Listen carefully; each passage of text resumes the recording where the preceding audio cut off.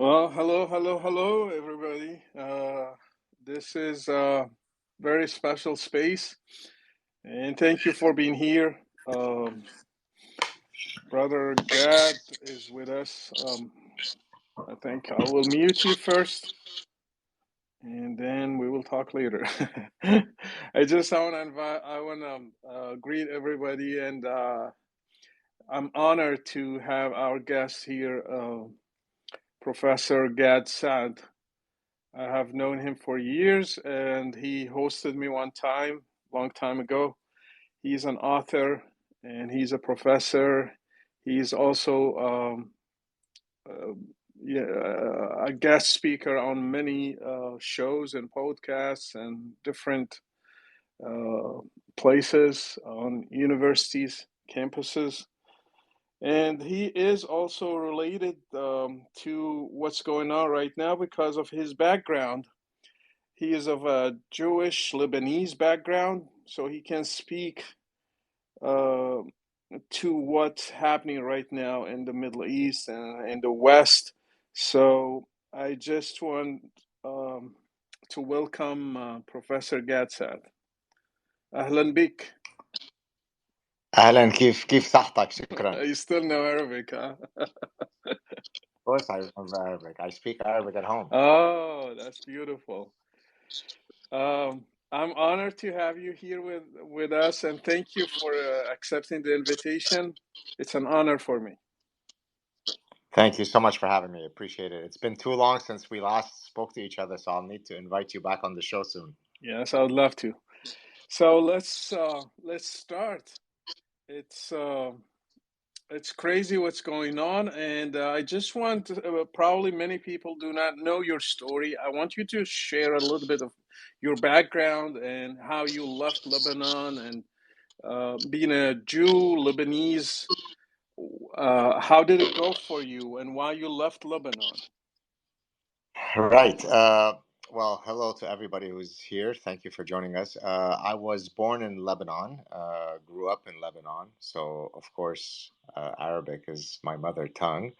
We were part of the last remaining very small group of Jews that had stayed in Lebanon. Most of my extended family had left before the start of the Lebanese Civil War, which started in 1975, but we doggedly refused to leave. We thought that, we're Lebanese, we're going to stay. But then unfortunately, the Lebanese Civil War began, it became impossible to be Jewish in Lebanon. And so we left the first year of the war. My parents returned to Lebanon on a few occasions after we had emigrated to Canada.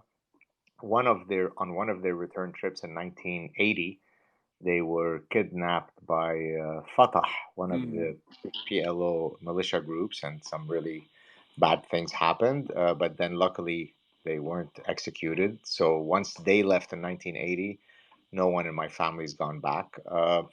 How was it generally growing up in Lebanon? Well, anti-Semitism, as you know, Brother Rashid, is something that is the renewable energy source in the Middle East. So even in the context of, quote, progressive and tolerant Lebanon, there was always anti Semitism and Jew hatred. Now, that doesn't mean that you couldn't go about your daily life, but you knew that, any day things can go badly. So I'll just share maybe a couple of stories if I can, and then I'll Yeah, get back to you. So sure. when I was 5 years old in Lebanon, Gamal Abdel Nasser, who was the president of Egypt at the time, a pan-Arabist, had just passed away. And as often happens in the Middle East, people take to the street, they start lamenting, screaming, and shouting. And as I was sitting on the balcony of our house, there was this huge procession of protesters coming down the street, and all I could hear was "Death to Jews! Death to Jews!" And then my mother comes and kind of takes me inside, says, "Come inside. It's too dangerous." And I remember that was the first time where I kind of wondered, why are they screaming death to Jews? What does the death of the Egyptian president have to do with us? Why do they want to kill us?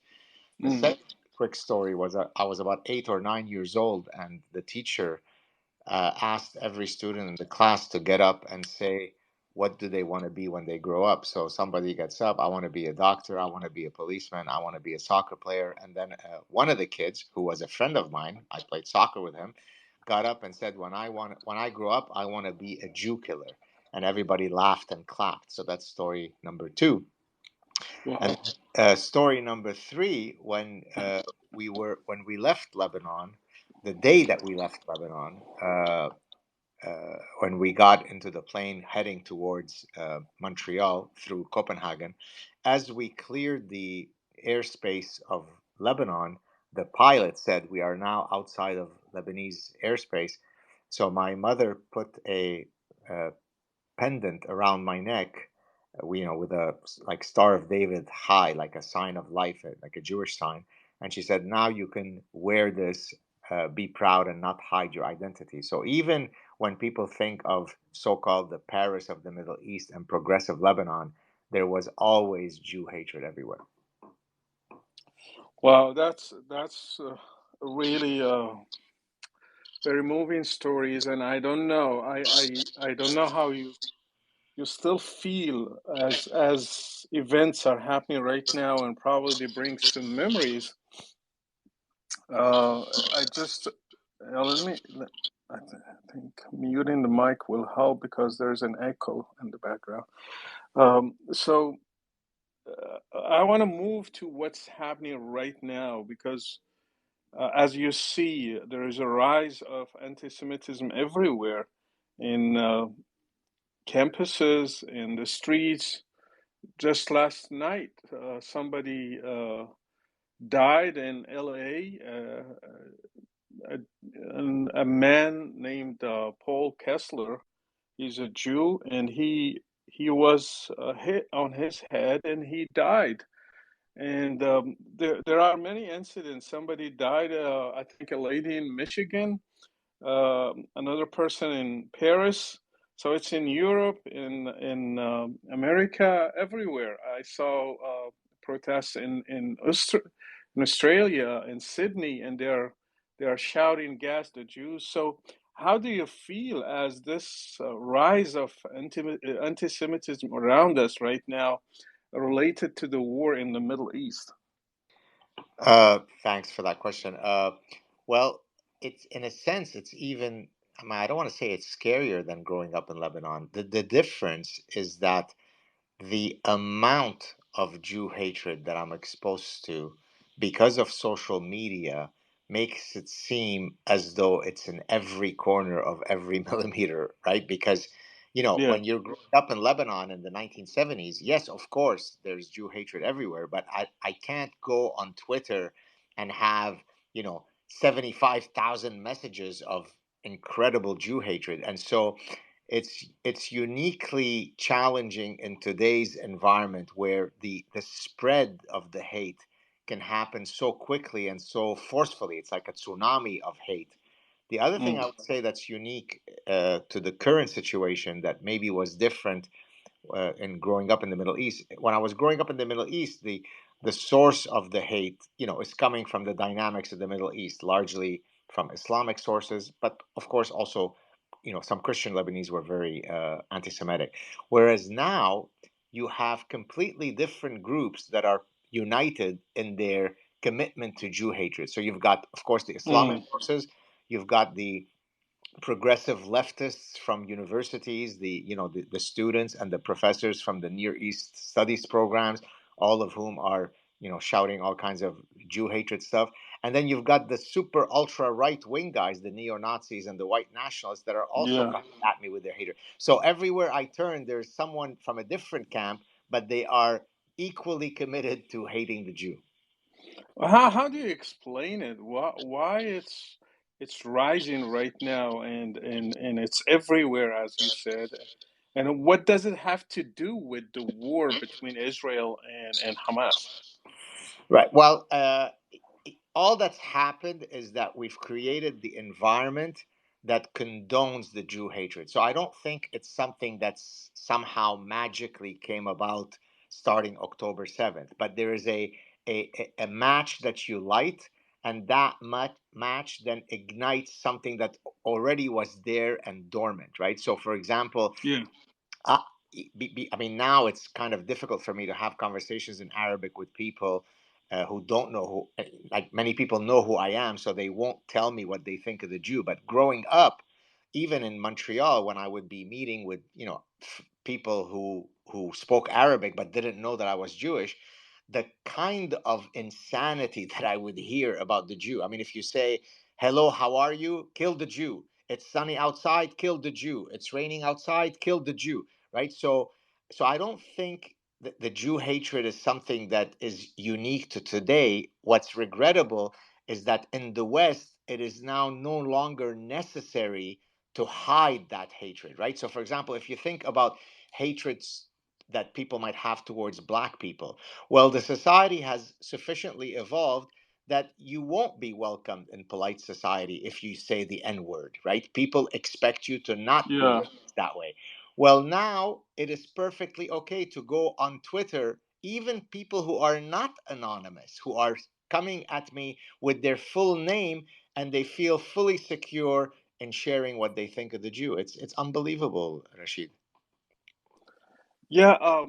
How do you explain that even people who, I mean, younger generations in campuses, in schools, in different places, and they share the same thing? Is it contagious? Is it like some you? I know you teach psychology and marketing psychology, I think, as I remember from your book, and Evolutionary psychology, consumer psychology, yes.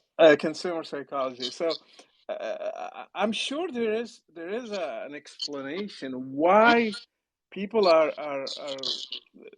like, I see young kids, like just high schoolers, and they also share the same hatred towards Jews. They had no experience, first-hand experience with Jews. Right. Well, look, one. So let me bring an example from consumer psychology, and then it'll hopefully answer your question. One of the reasons why there are laws in terms of what is the minimal age at which you can advertise to children, it's because the psychological mechanism is that you shouldn't be able to target children with advertisements when the children don't know that you're trying to persuade them to buy something, right? So if they are below an age where you can do that, then the argument is that it is morally and ethically inappropriate to be targeting children. Okay, so now remember that what I just said. Now, but imagine if on the one hand, I say I can't sell you chewing gum and I can't sell you candy because it's immoral to do so because you're only 9 years old. But on the other hand, when you come out straight out of the womb, I already teach you all the stories about the Jew. So the child has no chance. He can't erect any psychological defenses against your nonsense. And therefore, he perfectly grows up believing that all of the problems of the world are the Jew. The Jew is diabolical. He is a usurper. He is a devil. He will corrupt your mind. He will corrupt your society. And that's precisely why you have to get to children at a very young age. That's why religions work so well. If I'm born in Mecca, I will believe all the stories about Islam. If I'm born in Rome, I'll believe all the stories about Jesus. If I'm born in Jerusalem, I'll believe all the stories in Judaism and the parting of the Red Sea. That's why religion requires me to be able to brainwash you straight out of your mother's womb. And so, is it any surprise that if you teach children, never mind when they're very young, when they then go to university, they are taught in every political science program? Here's what they're taught. Okay, you ready? Yeah. Until 1948, Jews and Muslims and Christians lived in this nirvana, beautiful peace, and everybody was loved and everybody was hugging and dancing to John Lennon music. Then in 1948, these really mean people who are not indigenous to the land were brought in from Europe with absolutely no ancestral tie to the land. They were vicious, nasty Zionists who took the very welcoming, loving, peaceful Palestinians and have engaged in a brutal 75-year occupation and ethnic cleansing over the past 75 years. Well, if I'm taught that repeatedly everywhere I turn, then it's not going to be surprising that I'll wake up one day and say, when it comes to the battle between Israel and Palestine. One group is the oppressor, the other group is the oppressed. It's very clear. The Israeli Defense Forces are maniacal killers. The Palestinians are absolutely nobly peaceful. Even when they kill 1,400 people and they rape them and they decapitate them, they only did it because of the brutal occupation. So the Palestinian doesn't have personal agency. Anything that he does is because the devilish Jew did this to him. And I'm taught that since I'm 2 years old. So it's not surprising that I would then hate the Israelis and the Jews. Interesting. It just very interesting. Do you think okay, I grew up.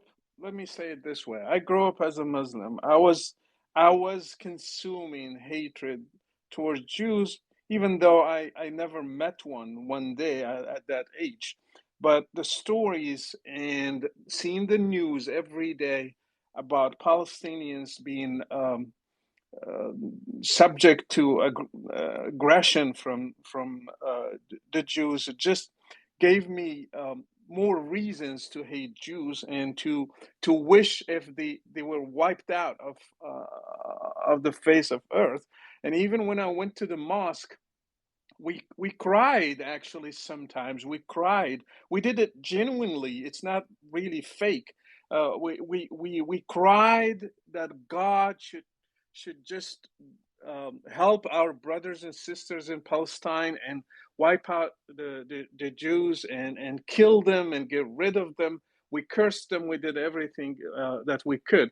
Uh, Let me ask you this: do you think religion, in particular Islam, helped this hatred to be shared among many nations like Pakistan, Afghanistan, all the countries that had no direct involvement with Israel or with the Jews? Do I have to put the microphone on to speak, or can I speak even when it's off? How does that work? Can you hear me? I just you need to put it on when I mute you because sometimes there is an echo just for Okay. technical reasons. But you've heard me all the other times I spoke. I wasn't speaking Of in. course, yeah, yeah, Okay. yeah, yeah. Okay.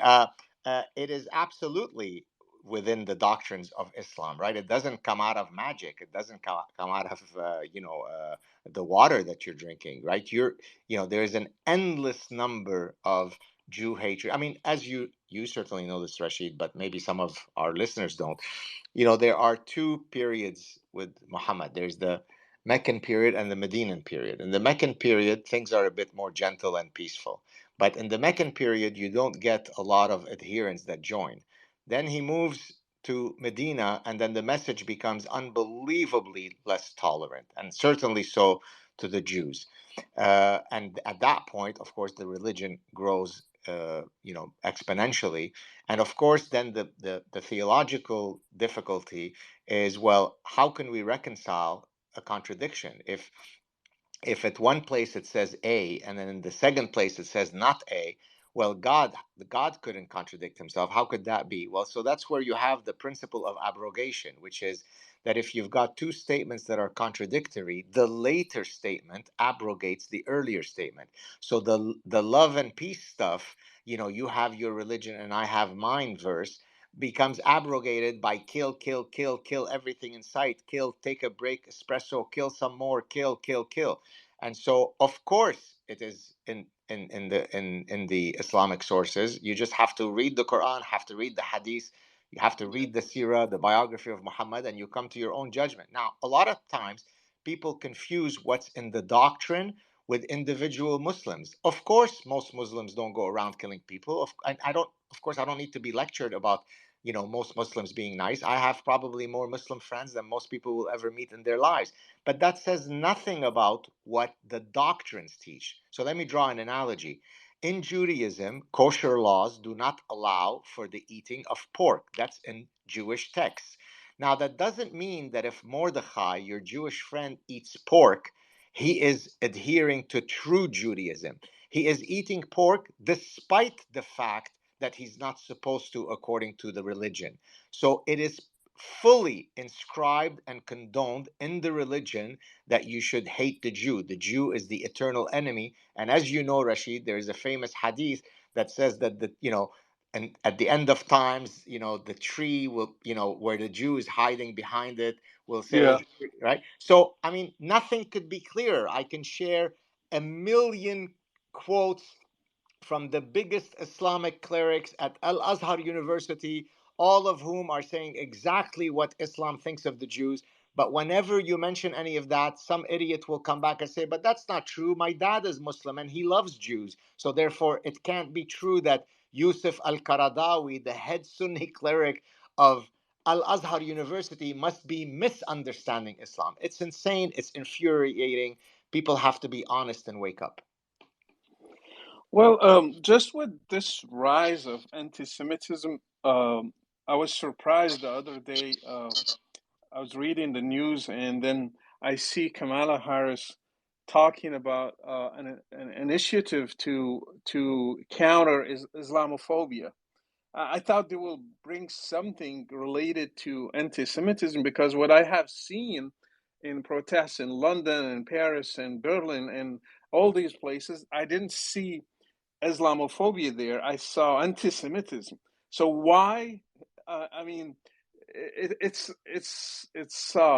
mind blowing to see that we are trying to make laws to counter Islamophobia, and in a time where anti-Semitism is on the rise.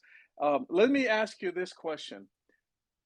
First of all, do you agree with the term Islamophobia? And the second is, can we compare anti Semitism to Islamophobia? Yeah. So regarding what Kamala Harris did, uh, so in the parasitic mind, so my last book is on happiness, which is not what we're talking about today. We're talking about anything but happiness. But in my previous book, The Parasitic Mind, I talk about how all of these parasitic ideas were developed on university campuses, and eventually they broke out of academia and they're everywhere in society. So at one point in the book, I talk about the uh, the metric by which we now elevate ourselves within the hierarchy is not by meritocracy. It's not the one who is smartest that gets the job. It's not the professor with the best CV who gets the job. It's the person who has the highest score in victimology poker. Victimology is the means by which we adjudicate our competitive mechanisms, which of course is a terrible idea. So now let's bring it back to Islamophobia and Jew hatred. So Kamala Harris, given that she is trained in all of this, postmodernism and Marxist nonsense, oppressor oppressed, it, the narrative can't be that the mean, nasty Jew is the oppressed one. It has to be that Islam is the one that is the victim, right? And therefore, even when you call out a press conference to talk about supposed Jew hatred. Well, if you say that there is Jew hatred, then you might actually admit that Jews might be the victims in this case. We can't have that. So, therefore, we always have to supersede the victimology story of the Jew hatred by a quote, bigger bigotry, which is the unicorn Islamophobia. And I say unicorn because, exactly to your point, there aren't many cases of people going around in the West causing problems to Muslims, but there's an endless number of cases where the exact opposite is happening. I'll tell you another incredible story very, very quickly about the desire to see Islamophobia even when it doesn't exist. You ready? This is an incredible story. So, at Queen's University, which is a very well known university in Canada, in Ontario, in Kingston, Ontario, there was a student who decided that she wanted to demonstrate that Canadian society is unbelievably Islamophobic. I mean, it's just dangerous to be a Muslim in Canada. So what she did, she doesn't wear a hijab, so she wore a hijab, and she wanted to then do a report for in one of her courses, to show to document the amount of Islamophobia. Well, at the end of, I think she wore it, I can't remember the exact number, for maybe 18 days, she found out that people were incredibly kind, polite, sweet, and tolerant to her. So do you think she revised her opinion and said, oh my God, I started off thinking that Canada was going to be Islamophobic, but now I've been proven wrong, as any serious, honest person would do? No, Rashid, you ready? She said that the fact that people were so nice to her was proof that they were overcompensating for her latent Islamophobia. In other words, because I have such hatred inside of me, I have to compensate for that. I will now be super nice to her. So even when you are very kind to the woman wearing the hijab, it turns out to be a manifestation of Islamophobia. So it's a hopeless case then. No matter what you do, you are accused of Islamophobia. Exactly right. So I'll give you another example. So I have a whole section in the parasitic mind, which I call "All Roads Lead to Bigotry." Right. So let's give a few other examples that don't relate to Islamophobia. If you say, I am uniquely attracted to overweight women, well, you're a bigot, Rashid, because you are fetishizing my fat body. So you're a bigot, you're objectifying me. If, on the other hand, you say, I am uniquely unattracted to fat women, well, you're a fattest pig. So if I am uniquely attracted to fat women, I'm a pig. And if I'm uniquely unattracted to fat women, I'm a pig. All roads lead to me being a pig. So what's the solution in this case? What should we do? Well, my small part of the solution is to exactly accept the invitation to come on your spaces and on Joe Rogan and write best-selling books, because the only way you can counter bad ideas is to hopefully offer people better ideas, to offer people critical thinking abilities. But that's Yeah. why, by the way, I've recently been very, very somber and very pessimistic. You might have noticed that some of the tone of my tweets recently has been a lot darker. Usually I'm happy and playful and I joke around. And the reason why I'm feeling very pessimistic is because, the first problem, the first step to recognizing a problem, as the saying goes, is to recognize that you have a problem. If you want to solve your alcoholism, you better first admit that you're alcoholic. So imagine when the West not only doesn't admit to having a problem, it doubles down on all of its policies that led to its problem. So it's a hopeless case, I'm afraid. Okay, let me ask you another question related to the rise of anti-Semitism. Um, yeah, I'm trying to mute your mic. uh, the narrative that we talked about from the beginning. I'm going to give some. I know that Dr. Gad doesn't have a lot of time, but we have 1 hour. I think we will finish in a half an hour. I'll give some people a chance to ask some questions, a few of them, and but let me first finish the questions that I have for him, and then we can take it from there. So, the question I have for you, the narrative, the pro-Palestinian narrative, the pro-Arab Islamic narrative, however you want to call it, is the dominant narrative now on social media. Why Jews fail to put their own narrative and make people listen to them and hear their side of the story and understand where they came from. Why the relevant dominant narrative is the pro-Arab Islamic Palestinian narrative. Thank you. Look, there are several reasons for it, but the most fundamental and obvious one is that it's a question of numbers, right? There are, I mean, never mind all of the Westerners who have been parasitized by the false narrative. If you just look at how many Muslims are there on earth and how many Jews are there are 15 million Jews. There are, 1.7, 1.8, 2 billion, depending on the count, Muslims. About one fourth of humanity is Muslim. There are 15 million Jews. So if we both stand up from the top of the mountain and scream each of our positions, whose voice is going to be heard louder, right? Now, I can try to combat your louder voice by hopefully offering you a correct narrative, by offering you, a set of information that hopefully will convince you. But my voice is drowned by the endless number of voices, whether they're bots or they're trolls or they're organized, troll farm. I mean, every time I post something, even if it has nothing to do with Islam, if I say, I love my children, you're a piece of shit Jew, you should be killed. Don't you know that Gaza has children that are dying? You're posting that you love your children when Gazan children have died. So it's just a question of numbers and who has the larger amplification of their voice. So that's why I talk about at various points about demography is destiny, right?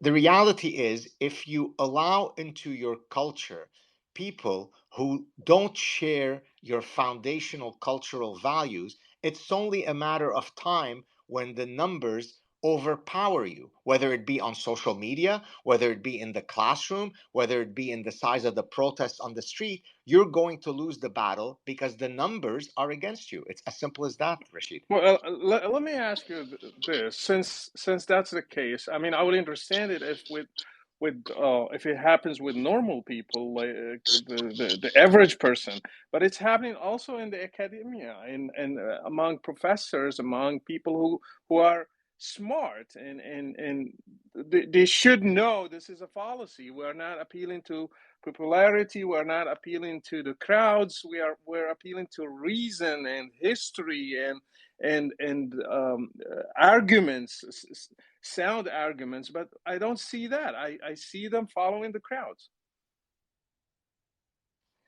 So I'm here as a professor of 30 years who's reached, quite a if I may say, a distinguished level in academia. I'm here to tell you with all humility that some of the absolute most degenerate and dumbest people are professors, right? So the fact that you have a PhD in chemistry or in women's studies does not in any way imply that you're necessarily smarter than the average truck driver. Okay, as a matter of fact, every single one of the parasitic ideas that I talk about in the parasitic mind was originally spawned on a university campus, right? And so, to paraphrase George Orwell, it takes intellectuals to come up with some of the dumbest ideas. So it doesn't surprise me that the academics are falling prey to the false narrative, right? I mean, and and by the way, I didn't make myself a lot of friends in academia by saying that most of my colleagues are complete imbeciles, but that's the reality, right?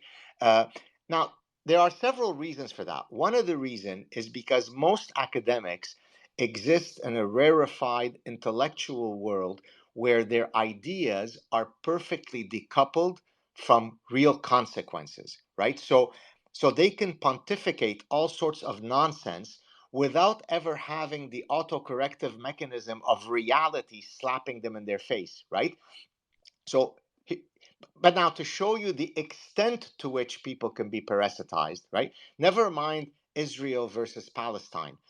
A gynecologist is someone who specializes in female anatomy in medicine, right? An obstetrician is someone who specializes in the reproductive medicine of biological females. Would it surprise you to hear that I've had heated arguments with gynecologists where I said, are you insane? Are you really saying that men can menstruate? Are you really saying that men can bear children? And gynecologists said, yes, they can. That's precisely why I said that it's a parasitic framework, right? Because let me explain to your audience why I use the neuroparasitic framework. So, if you take, for example, the wood cricket hates water. It doesn't want to swim in water. But when its brain is parasitized by a neuroparasite called a hairworm, the hairworm needs the cricket to jump in water and kill itself because the hairworm could only complete its reproductive cycle in water. And therefore, to the detriment of the cricket, it is willing to commit suicide in order to suit the interests of its parasite. That's exactly what happens to all of those academics. They're fully, completely ideologically parasitized. And that's why we have groups like Queers for Palestine. What do you think happens to queer people in Gaza? But that's the world we live in, Rashid. My son said it sounds like chicken for KFC. Exactly. So, so anyway, I just want to say something about the situation. I mean, what's happening now in the Middle East and the war. What's your take on the war? How do you see it as a Jew? Give me your angle. Uh, I really do understand when, endless people who are innocent are ultimately ending up being, you know, innocent collateral. And so I get that, right? I mean, the 4-year-old Palestinian kid who ends up being killed because Israel has to bomb some Hamas installation that's hiding behind a mosque or a hospital. That kid, I mourn for them because I actually am I'm driven by a universal moral calculus. My pain doesn't only apply to seeing a Jewish kid killed. As a matter of fact, I often tell the story of the famous, maybe some of your viewers have watched this, and I watched it and I was traumatized by it. There's a famous clip of about 1,500 young Muslim men in a lineup being lined up at the border of the Euphrates River, one by one, as ISIS is putting a bullet in their head. Right now, I saw that clip and I was absolutely haunted by it for probably a week, and I was angry and I was filled with rage. I didn't care that those 1,500 men were Muslim. I didn't say, "Oh, who cares? They're young Muslim men. So what if they die?" I was angry because my moral calculus doesn't only apply to someone who is of my tribe or of my religion. So I get the fact that when Israel goes in now and starts bombing these places, an incredible number of innocent people are going to lose their lives, and they can never be returned, and it's a gargantuan tragedy. So I get that. But what's the alternative, right? What else can you do? Can you sit around and say, hey, you can take a shot at raping and decapitating 1,400 people, and given that you exist in an environment that is very populated and you hide behind innocent people, we're not going to retaliate, or we're only going to go in and only identify singularly only the Hamas killers and no one else?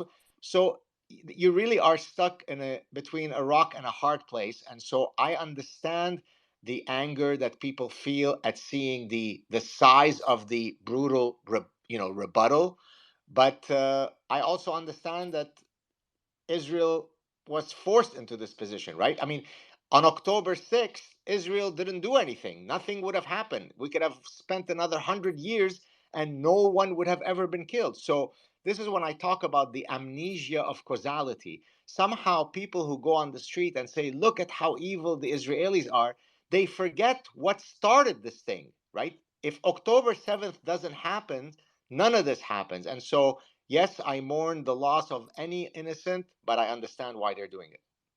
Well, some people will go even back to history and will say it didn't start October 7th, it started in 1948. So they want to counter that argument with saying, like, Israel started it, the Jews started it. So this is just a reaction, even October 7th, it's just a reaction to what has happened in the past. Yes, but here's the thing. Every single millimeter of land that exists today, anywhere on Earth, if we do a forensic accounting of it, then it needs to be returned to someone else. You know what that's called? It's called history, right? So the field of history exists to document shifting of ownership of lands. Every single land, right? So as a matter of fact, in the parasitic mind, I say that Saudi Arabia needs to give back to the Arabian Jews the land because they were exterminated when Muhammad came in. Khaybar, Khaybar, ya Yahud, right? So that makes no sense, right? My own house in Beirut was stolen by Palestinians. But I didn't then go on for the rest of my life saying, I hate Palestinians. I want to get revenge on Palestinians. It's tragic. It's bad. Horrible things happened to me as a child. Horrible things happened to my parents when they were kidnapped by Fatah. It's tragic. It's part of our history. But you know how we get revenge? By living a dignified life, by living a meaningful life, by living a life that will hopefully benefit others. Yes, it's part of my history, whatever I went through, but I have overcome my history. I don't sit for the next 75 years and say, you know what? It's not fair. We try to exterminate you, but we lose.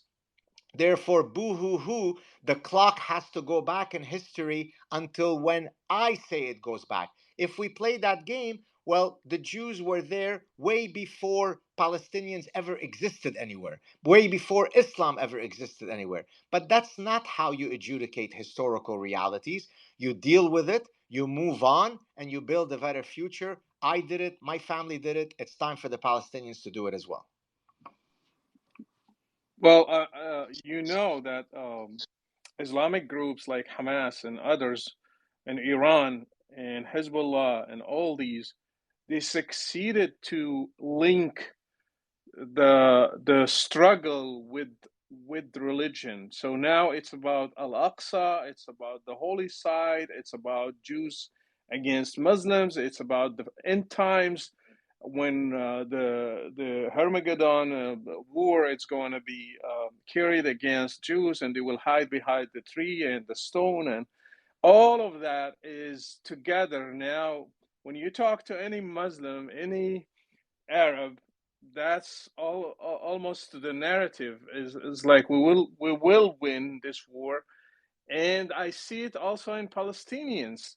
There is a cycle. I don't know how are we going to break that cycle. It's one generation gives birth to another generation, and they are competing who is going to have more children to give for martyrdom. So, as a psychologist, how do you think we can break that cycle of violence going from one generation to another? So I don't think it's an easy thing to do, but the solution is very simple. Your definition of who you are cannot be defined contra the hatred of another group, right? So, for example, if I say I am a Lionel Messi fan and I want to belong to the Lionel Messi club, so everybody who comes to this club shares a common love and admiration for Lionel Messi. And okay, in this case, it's great. What if we create another group called it's the Jew Hatred Club? Okay, well, the only way you can resolve the problems of that group is that the definition of what constitutes belongingness to that group cannot be defined based on Jew hatred. And so I don't know what the mechanism is. If I knew the mechanism, then I should win several Nobel Prizes. But it has to be that Islamic society rejects that narrative. So you can there is an endless number of things that one can be proud of in terms of Muslim culture, in terms of architecture, in terms of science in the past, in terms of philosophy, in terms of poetry, in terms of norms of reciprocity, right? Arabic culture has a beautiful culture of generosity and hospitality, right? So there is an endless number of ways by which I can be proud in my Islamic or my Arabic culture. I am Arabic, right? I when people ask me what are you, I don't say first I'm Jewish. I say first I'm Lebanese. I speak Arabic, I listen to Arabic music, I eat Arabic food, right? But my identity of being Lebanese doesn't include hating the Muslim. It doesn't include hating the Arab. On the contrary, I love when I walk into a room and I start speaking with everybody Arabic and they immediately view me as their brother, even though they know I'm Jewish, because we're all speaking Arabic. So what Islam has to do, where what Arabs have to do, is find a way to disassociate their identity from Jew hatred. If they can do that, there will be an explosion of richness in the Middle East that makes the oil richness seem like nothing. Imagine with all of the creativity, with all of the rich historical background that the Middle East has, what we can do with tourism, turning, you could turn Gaza into the next Silicon Valley, the way Israel has. So there is such human capital there, but it's always crushed by this hatred towards the Jew. Get rid of that, and it's going to be an unbelievable place to live. I want to ask another question about immigration. Do you think immigration to the West um, helped the spread of Jewish hatred, brought the problems of the Middle East to the West? I'm sure long time ago, probably it was safer to be in North America than to be in the Middle East, but now I think it's changing. You can be probably safer in United Arab Emirates than in Montreal in Canada. So do you think things are shifting, are moving because of immigration? I mean, 100,000%. I've been screaming this for 25 years. Okay, so let me draw an analogy. Okay, when every day when you make certain decisions, if you want to lose weight, so I can exercise a bit more, I could eat healthier, and at the end of the day, I'm going to weigh myself with a very, very delicate weight scale that can really measure how much my weight has changed down to 3 decimal points. Only one of three things can happen every day, Rashid. And I'm going to link it to your immigration in a second. I'm drawing an analogy. At the end of every day, I could either have put on weight, my weight could have exactly stayed the same, or I could have lost weight. There is no other possibility. There's only three possible events when it comes to the trajectory of my weight. Okay, now let's apply that to your immigration question. If I let in 1 million people into my country, and those million people come from societies where, based on non-partisan surveys, non-partisan data collection, those societies have, you ready? You're all sitting down. They have 95 to 99% Jew hatred. So again, let me explain what that means for someone who doesn't understand what I'm saying. 10% Jew hatred would be, I sampled 1,000 people and 10% of those had negative views of the Jews. You're getting 95 to 99% horrifying views of the Jew when you sample people from those societies. So now, if I let in 1 million people into Canada, now let's apply the three states of the world model. Do you need to be a fancy professor to know whether it's going to lead to increased Jew hatred, no change in Jew hatred, or decreased Jew hatred? So now Justin Trudeau says, hey, Syrian war, let's let in 50,000 Syrians. I say, uh-oh. Okay, now let's let in 70,000 this. I say, uh-oh. Well, guess what? By and by the way, I don't need to be lectured about the importance of immigration. I am an immigrant to Canada. But when I came to Canada, I didn't come with values that were perfectly antithetical to the Canadian values. I said, thank God Canada's let me in, and let me now work hard to be an honorable citizen in Canada so that Canada can be proud and happy that they let me in. I didn't come in and the first thing I said is death to Jews, let's kill homosexuals, let's do this, right? Now, of course, it doesn't mean that every single person from those societies is a bad person, but we are a product of our culture. We are a product of our socialization. We are a culture of what our parents teach us, and our imam and our rabbi and our priest.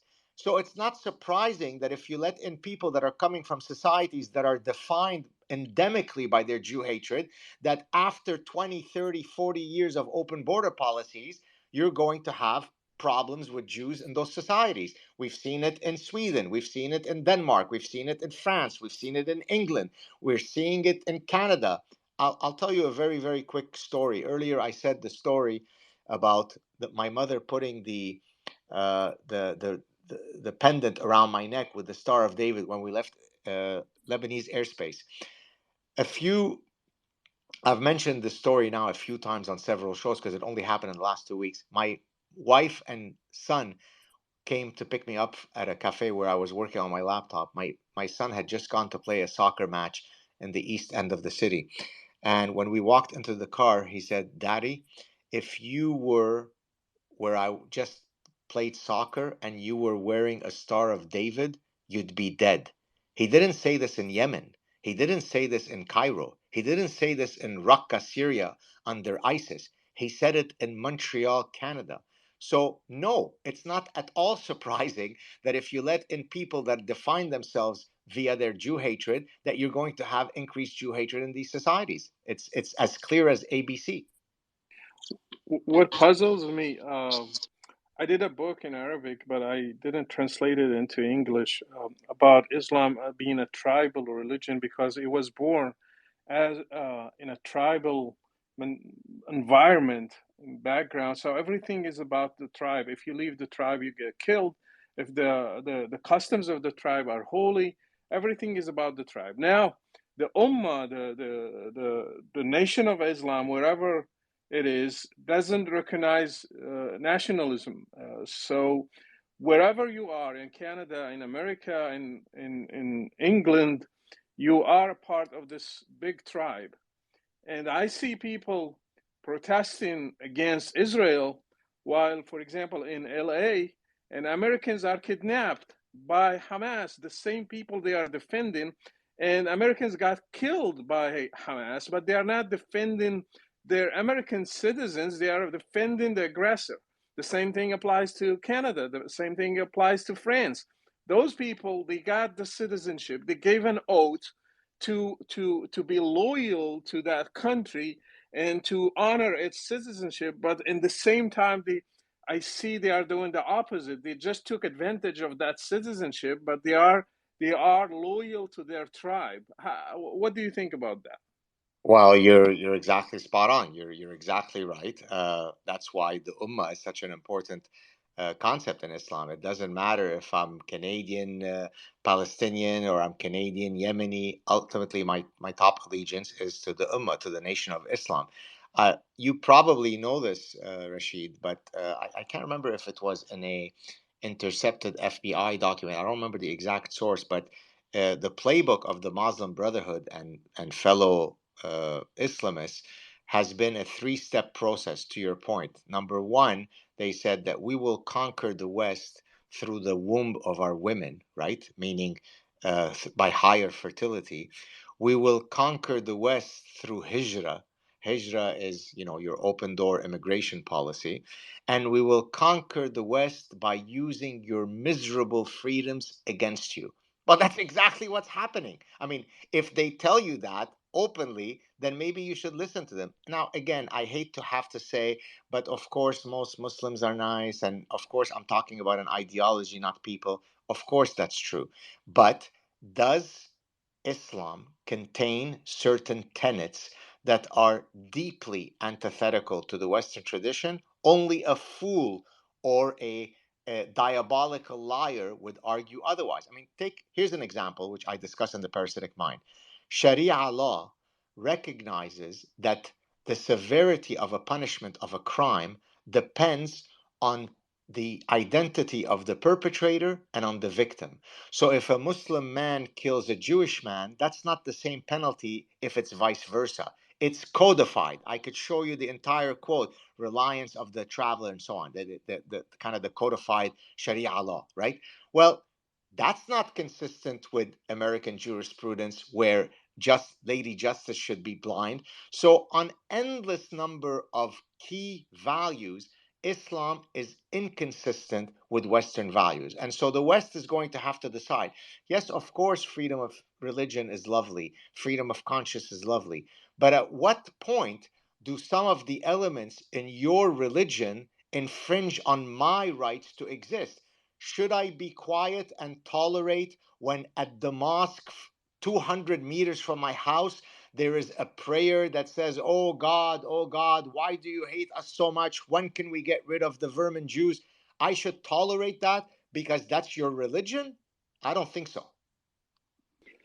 Well, thank you. I just have a request. If you can give us more time so I can move to the speakers. I Please. think, I mean, I can stay probably for another 15 minutes if that's okay with you, because I then have to okay, take care of kids. that's fine. That's very generous of you.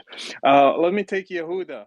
Yehuda, Go ahead. Thanks so much. Gad has an accomplishment that he might not realize, and maybe if you message me offline, I think my cousins are related to you, but the accomplishment that he has is before Gad Saad became well known, every time a Lebanese Jew met someone and said, "What are you?" and they said, "I'm a Lebanese Jew," the person would say, "Which parent's Lebanese and which parent's Jewish?" And then Gad came along and fixed it for all of us. So thanks for that, Gad. That's the Thank Yeah. So I got the question. Okay. Go Yeah, ahead, so Gad. I was just saying, I guess you're learning how to use the mic. That's all. All right. So here's the thing for anti-Semitism. When it comes to Mizrahi or Levantine or Middle Eastern Jews, when you talk about the rise of anti-Semitism, I kind of want to circle back to that, Gad. It's one of the common refrains, and it's something that Eastern or Mediterranean Jews have a big problem with, and that is before the state of Israel, it was rainbows and butterflies, and you Jews loved us, and it was a great time, and we treated you great. And most Jews from Lebanon and Syria and Egypt and Morocco, not Morocco as much, but would say, like, what are you people talking about?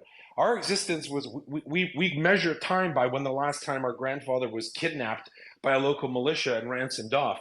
Um, Now that you have the prominence and you can speak, a lot of Lebanese Jews look up to you. I'm not going to lie, God. How do you rebut? Like, how do you rebut this? Is this like, do people think you're lying? This is just, haki balash, like no one buys it. I'd love to hear your take on it because you've really been a voice to so many, I hate to say it, Lebanese Jews or Syrian Jews or whatever. Thanks, God. And if you could send me a message, I can't message you. I'd like to give you a last name and see if it's true about the relation. Thanks so much, God. Thank you for those questions and for your kind words. Look, the people who are unwilling to hear the truth, they're impenetrable, right? But if people are willing to, engage you honestly and at least hear what you have to say, then I would be very quick to say exactly what you mentioned, Yehuda, which is it was hardly rainbows and butterflies and candy, right? The the psychology. So here I'm going to introduce a term that Brother Rashid might know, but some of our listeners may not know. In Islamic doctrines, there's the concept of the dhimmi, right? The dhimmi is someone who Yeah. is tolerated in Islamic lands, right? So shut up, be quiet, be pretty, and wake up every morning thankful that we didn't yet rape your daughters and that we're tolerating your existence. As a matter of fact, of course, in the doctrines themselves, you pay a jizya, which is a protection tax. So I should be thankful when I'm a Lebanese Jew or a Yemeni Jew or an Egyptian Jew or a Syrian Jew that my much larger in number Muslims are tolerating my existence. Look how nice we are. You've had a chance to live till you're 30 and we haven't yet raped any of your daughters. So kiss my hand, pretty Jew boy. That's the dynamic. So the good Jew in the Middle East is one, well, of course, the good Jew is one who's dead. But if we're going to be nice and not kill you, then always appreciate that if you're existing, it's because of the kindness of our heart. Well, guess what? I don't want to kiss your hand because you were kind enough to not kill me. Look at my situation in Lebanon. Everything was rosy until it wasn't rosy, right?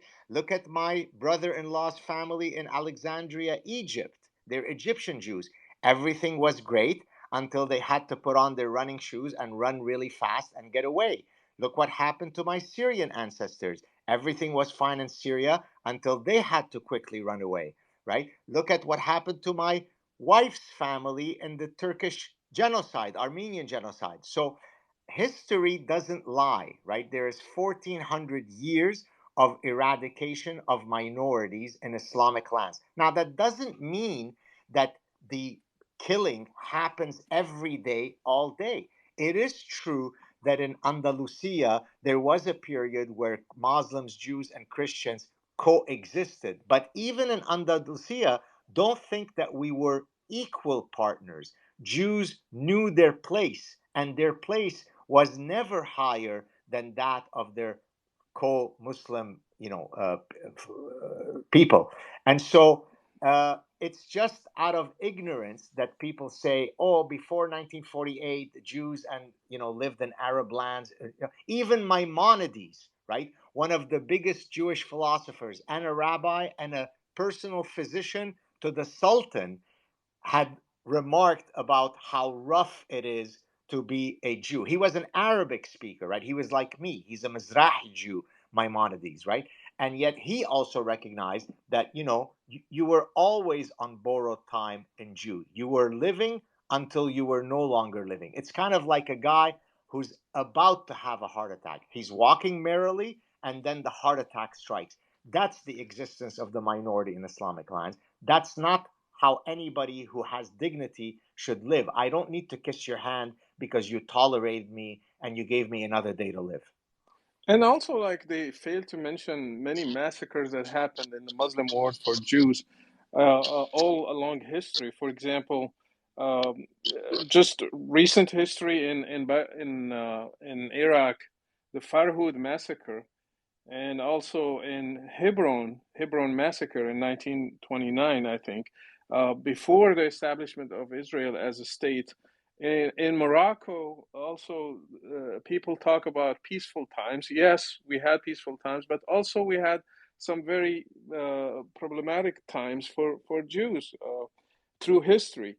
And when Israel was founded as a state, Arab countries, they kicked out around 850,000 Jews because a crime of association. Some Jews had a state in Israel, then you pay for it. It's the same thing that's happening today. If there is a war between Israel and Palestinians, you pay for it, even if you are living in Montreal and probably you have nothing to do with that war. You are just watching the news like everybody else, but still you pay for it because you are related to them. So let's go to another speaker, Lebanese. I think I'm trying to go by who raised his hand first. Lebanese, go ahead. Hey, good evening, everyone, and thank you, Brother Rashid, and for Dr. Gad for being here. I'm really excited to be here with you, Dr. Gad, because before the 7th of October, I start reading your book, The Parasitic Mind, and I had to stop in some point when the 7th of October massacre happened. To look to the news and to listen for what was happening, because even a little bit of what happened, I lost a friend who I had the opportunity to meet him on social media at some point, who was killed in cold blood by those, I don't know what to call them at some point. And another friend who was kidnapped, who is kidnapped to Gaza right now.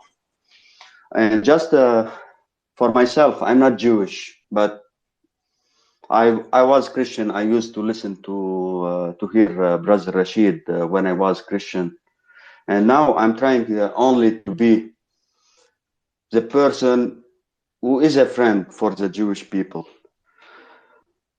So a little bit of how I arrived to this point, because in some point I get out from Lebanon and I met other people. I arrived to the point where I met a Jewish person. My first reaction was what to do. Should I bring this kind of hatred who we learned in Lebanon, which I learned from Lebanon, even though that I wasn't Muslim, but we learned it, we took it, we got brainwashed.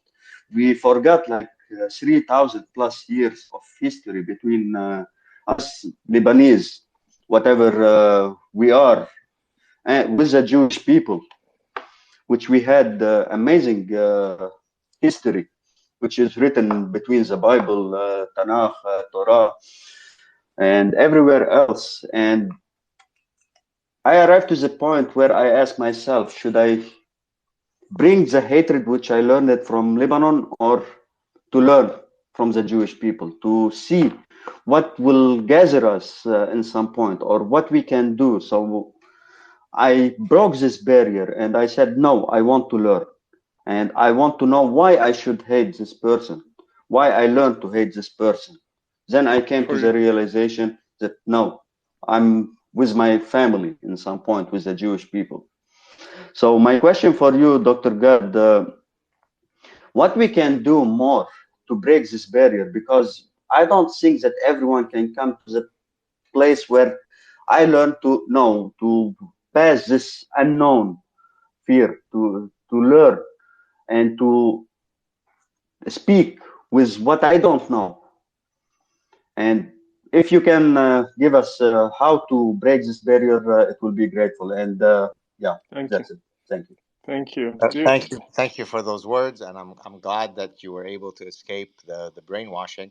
Look, again, there's no magic recipe. I think one of the ways that you break through that demonization is to get to know the people who that are being demonized. And I'll tell you a quick, great story. It's called now, because I've said it in a few places. It's called the Jew story, and you'll see in a second why it's called the Jew story.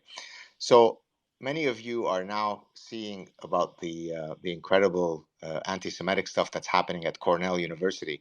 Now that was problematic for me on two fronts. First of all, of course, because I'm Jewish, but second of all, because I got my Master's of Science and my PhD at Cornell University. So I wasn't very pleased to see my alma mater being at the center of all of this incredible Jew hatred.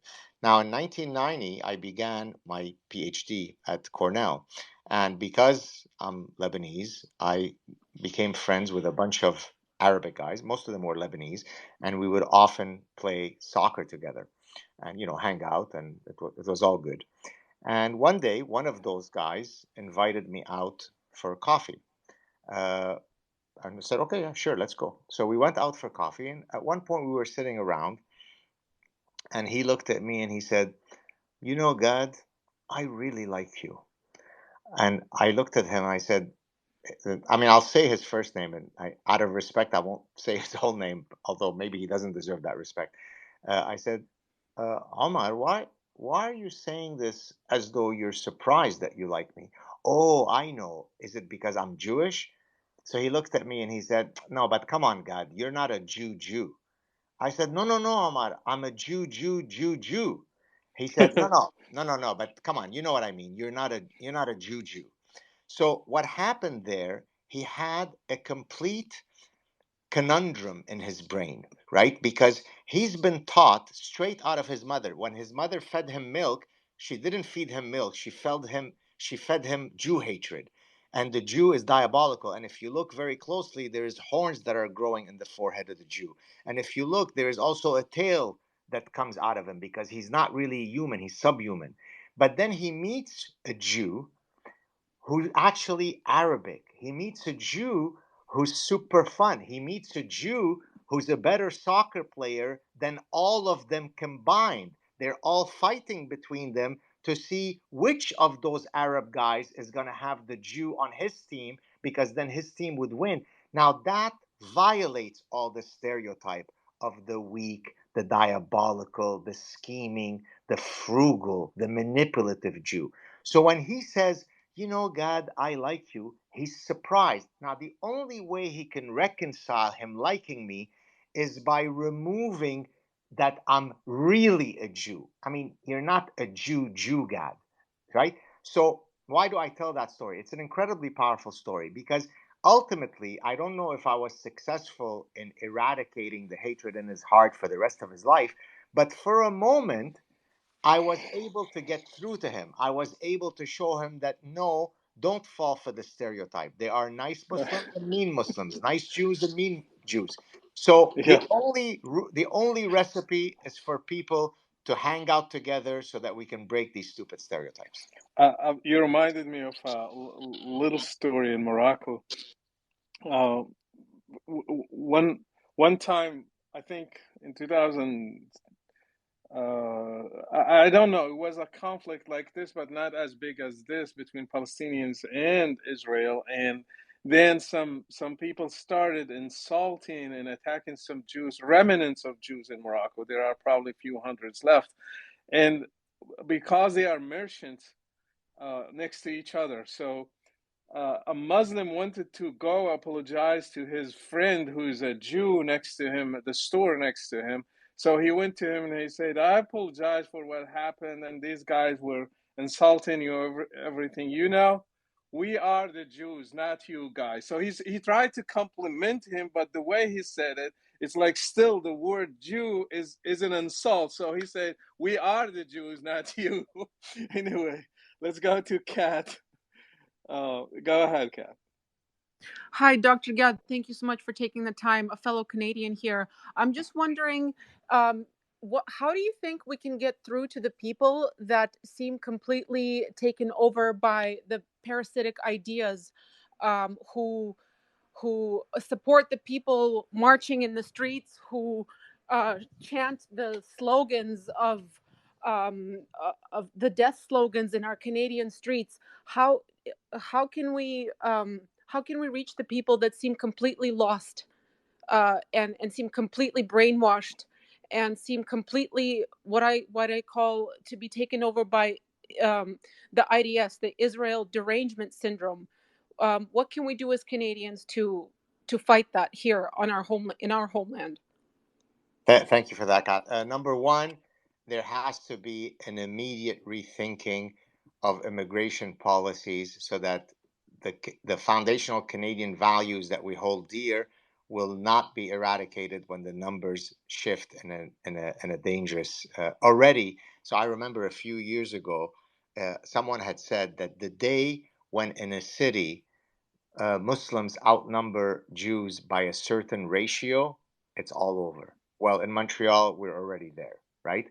So that's why when you go to the synagogue now, there has to be protection. That's why when Gad Saad, 21st century, in Quebec, I go to my university, which is a university that unfortunately is known as a hotbed of some of this Jew hatred. If some of you may remember that in 2002, Benjamin Netanyahu, who was then also the prime minister, was stopped from speaking at Concordia University. So I now have to go with security. And, I'm hardly an incendiary person. I speak in a measured manner, in a rational manner. I'm professorial. I'm fun. I'm loving. And yet there's enough danger on me that in the 21st century, I have to go on campus with protection and I have to file reports with the Montreal police and so on. That's not a good sign. So, number one, immigration policy has to change so that you absolutely make sure that the numbers don't become so tilted that eventually in 50 years, 100 years, you will lose your society. There's 1400 years of evidence to support that, and there's no reason to think that Canada or Sweden or France or anywhere won't fall by the wayside in the exact same way. By the way, the Islamization of a society doesn't always happen through force. In many cases, it is through force. But there are many, many strategies by which a society that started at day one with zero Islam, 100 years later becomes 100% Islam. How does that happen magically? Okay, so again, nothing could be clearer. In terms of what can you do on a day-to-day basis, well, listen, we're all here in this spaces. Already that is showing that a bunch of us have decided that it is worth our time to sit down and have this conversation. So you have to take that instinct and apply it everywhere. When it comes time to voting, vote properly. When it comes time to seeing that your children are being brainwashed at school, involve yourself and contact the principal. So I'll give you an example. A few years ago, when my daughter was still in elementary school, I found out that the science teacher had a BLM avatar as part of her email. I contacted the principal. I didn't do, hi, I am Professor Gatsad, famous professor. I'm just a concerned parent. I said, look, I do happen to be a professor, and I make sure that when I'm in my classes, I never let any political ideology come into my class. When I am teaching about evolutionary psychology, I don't start talking about what I think about BLM or about Justin Trudeau. There is a place and time for everything. When I am a professor and I'm mandated to teach a certain course, that's all that I do. So therefore, I don't appreciate when your teacher is putting BLM on her avatar. And by the way, do you know what BLM stands for? And so I engaged her. Guess what? Within a day, that BLM avatar was gone. I could have easily said, well, who cares? It's just an avatar, right? So the reason why these ideas are able to proliferate is because there isn't enough of a counterforce that fights against them, because people, regrettably, are unbelievably cowardly. I've always said that we need to add us an eighth deadly sin to the seven already existing, and that's cowardice. Most people, if you go boo, they go hide in the closet, right? Well, you have to lose that reflex, because no war, whether it be a physical war or an ideological war, doesn't come with some costs. So the fact that I have to go into the university not knowing whether somebody's going to knife me or not, that is a cost that I say I'm willing to bear, because I want to protect your children and mine to have a better future. So just speak out, get engaged, activate your inner honey badger, and hopefully we can turn the tide. Thank you, Dr. Gad. I'll take Thank the you. last question from Miguel. Miguel, go ahead. Thank you very much. My name is Miguel from Dominican Republic, and I have a question for Dr. Saad. But first, let me thank you, Brother Rashid, for your Twitter account, for your X account. It's You're been welcome. really helpful for me. Not only that, maybe you haven't noticed it, but I have translated many of your tweets in Spanish, and you have no idea how many insults I'm getting in your name. Okay, so in there is Welcome to the club. a lot of them. And second, to Dr. Gad, it's always a privilege to hear you. Let me structure my question because it's a little bit complicated. Do you believe that this anti-Semitism that we are seeing today is going to get worse and worse by the days in the weeks and months ahead? I ask you this because even in Latin America, as you can see right now, countries like Colombia and Chile and Nicaragua and many others of them are cutting relationships with Israel because one way or another, free Palestine, Israel has to die. From the river to the sea, it's my song.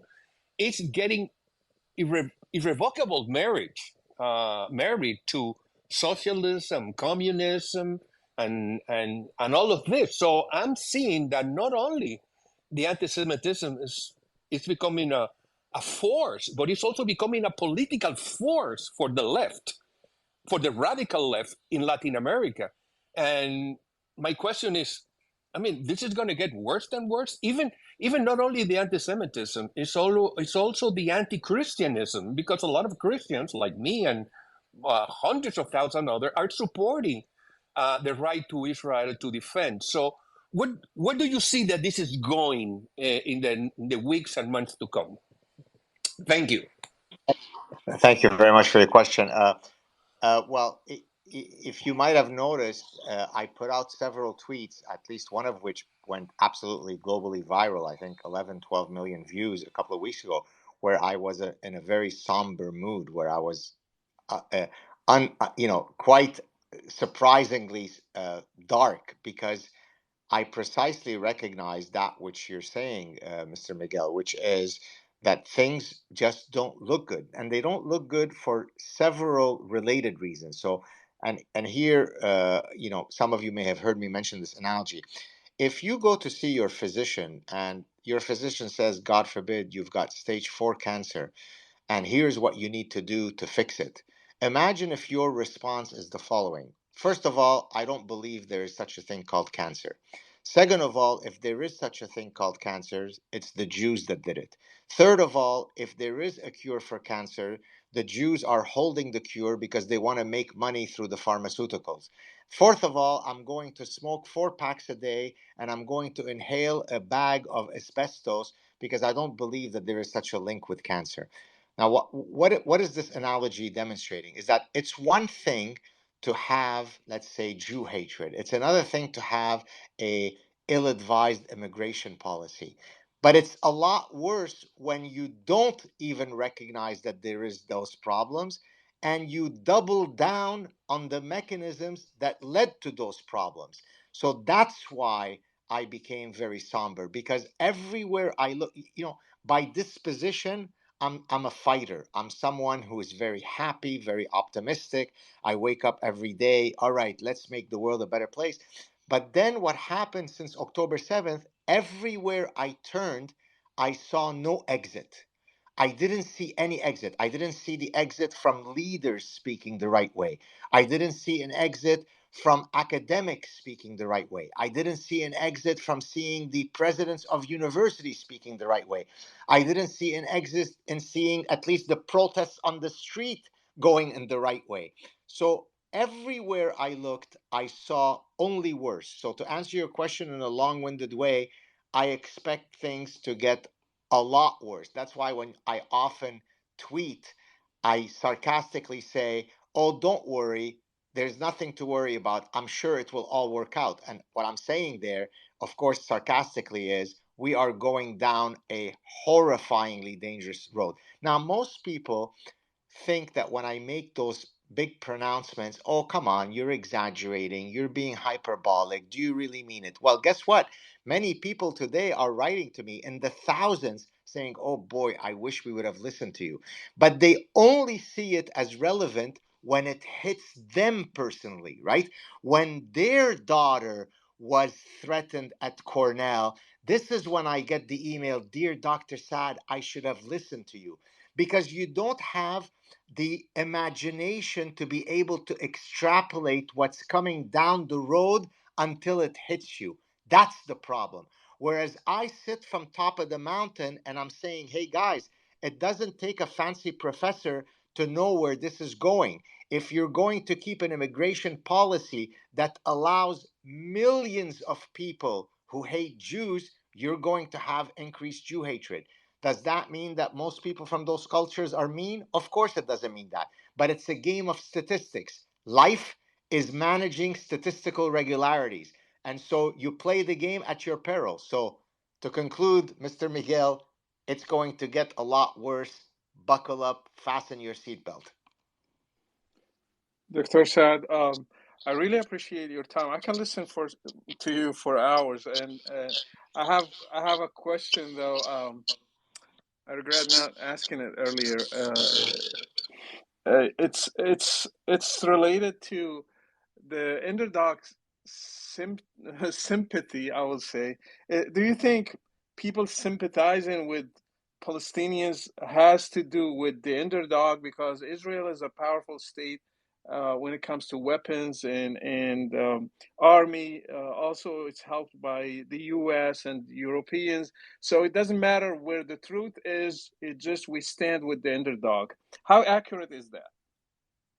Well, there's definitely some accuracy to that because it comes from the ideology of Marxism, which views the world as oppressed and oppressor. In the context of Marxism, it's in the context of socioeconomic realities, right? There's the proletariat and there's the bourgeoisie. By definition, the bourgeoisie, to the extent that they are owners, that they own capital, they must be evil. They must have obtained this through some diabolical means, and therefore Marxist revolution, let's go and kill all the bourgeoisie. And so the Marxist lens, hence the term cultural Marxism, views the entire dynamics of history through the binary lens of oppressed and oppressor. So in the context of feminism, there is the poor hapless women and there is the evil patriarchy.